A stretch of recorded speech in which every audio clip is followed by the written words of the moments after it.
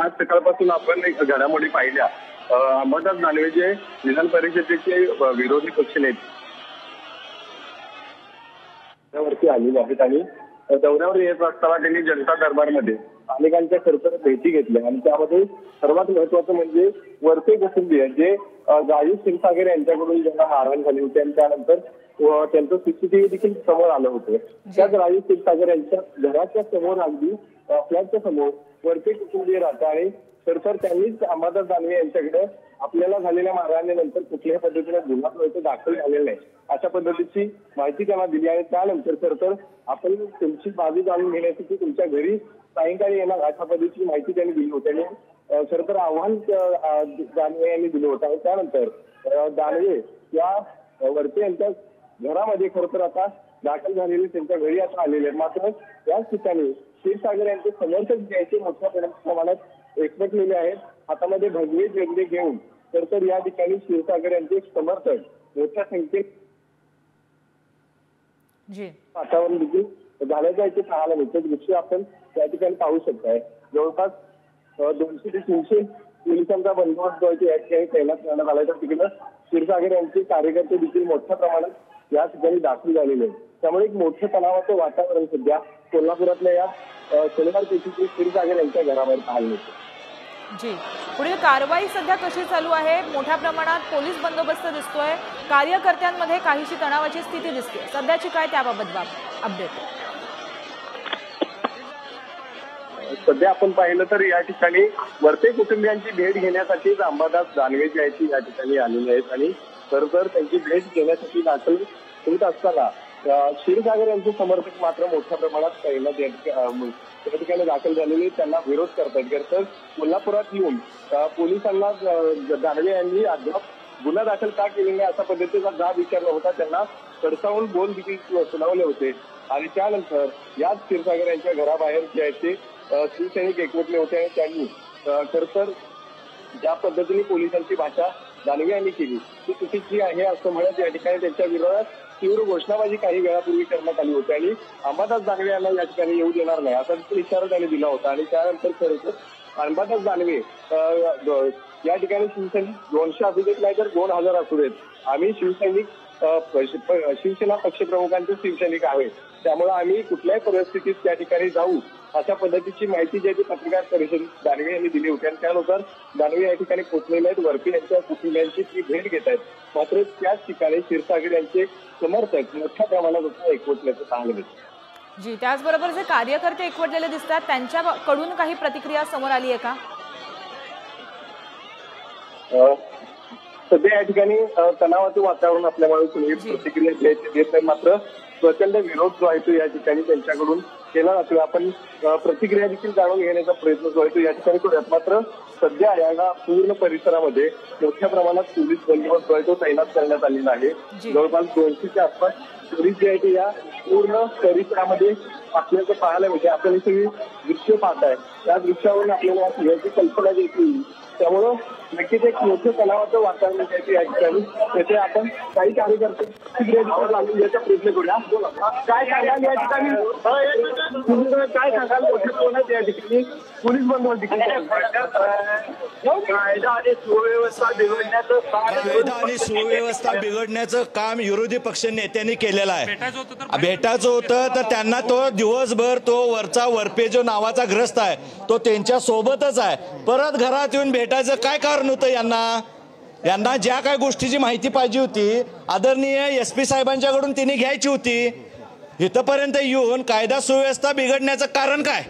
ह्याच्या बाबतीत राजेश क्षीरसागरांना तुम्ही चेतावणी देण्याचं काम करताय काय? राजेश क्षीरसागरांना चेतावणी द्यायचं एवढं सोपं नाही आहे। आम्ही कधी पण शड्डू ठोकून तयार आहे, कधी पण तिने यावं आमने सामने जशाच तसं उत्तर द्यायला तयार आहे।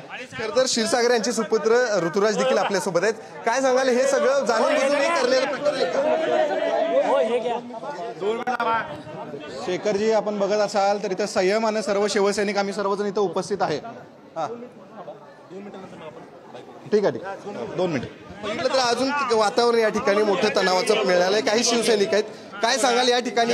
राजेंद्र वरपेला ज्या राजेंद्र वरपेला आज दानवे साहेब भेटायला आलेले आहेत, तो माणूस गुन्हेगारी प्रवृत्तीचा आहे, त्याच्यावरती गुन्हा नोंद आहे, खाजगी सावकारी केलेला आहे, आमच्या भावाचं बायकोच्या नावावरचं घर त्यांनी बळकावलेलं आहे, अनेक जणांची घरं बळकावलेली आहेत, चेक बाउन्सिंग करून त्यांच्यावरती केसेस टाकलेले आहेत. तुम्ही पूर्ण बाईट घ्या.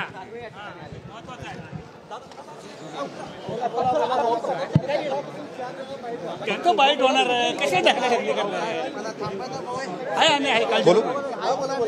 महाराष्ट्र राज्याचे विरोधी पक्ष नेते या पदाचा मान म्हणून आम्ही शिवसैनिकांनी त्या पदाचा मान ठेवून मान्य आमदार अंबादासजी दानवे यांना वर जाण्यासाठी सोडलेला.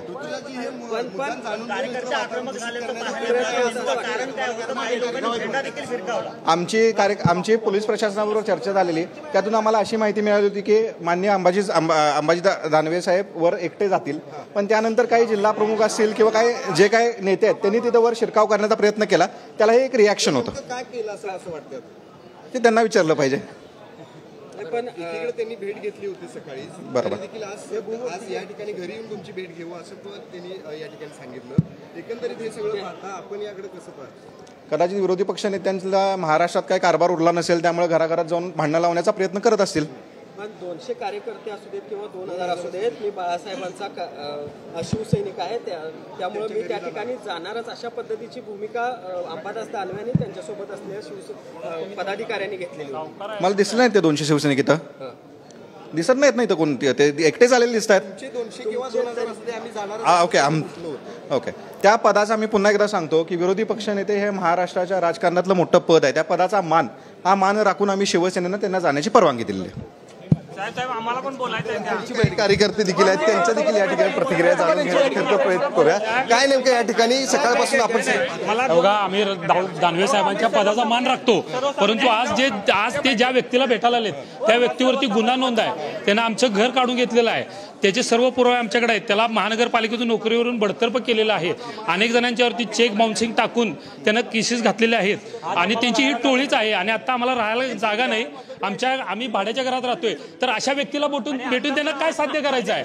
मग सावकारकीला त्यांनी हे द्यायचं आहे का, त्यांना सपोर्ट द्यायचा आहे का, असं म्हणायचं आहे का त्यांना?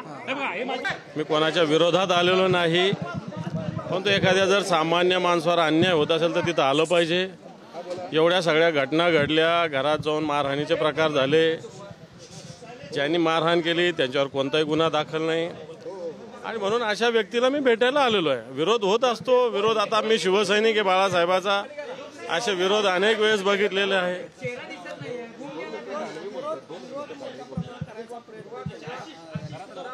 कसला विरोध कोणी केला? मला नाही कोणाचा विरोध वाटला, मला कोणाचा विरोध वाटलेला नाही.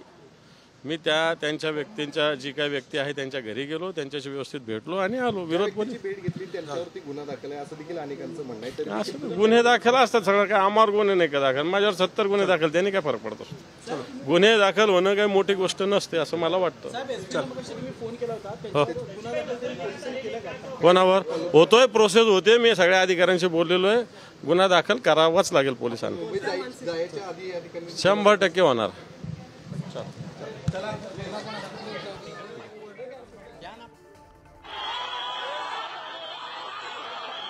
Thank you.